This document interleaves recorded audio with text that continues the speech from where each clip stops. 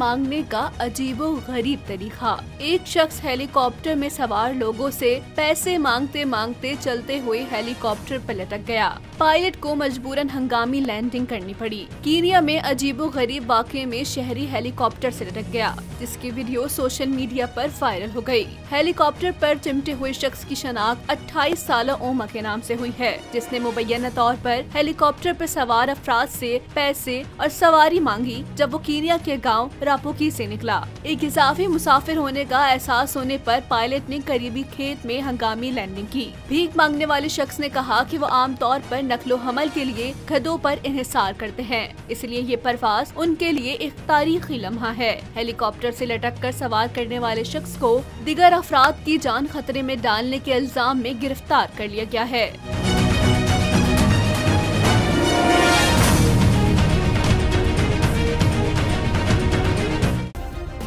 Subscribe करें और bell दबाएं ताकि कोई खबर रह न जाए।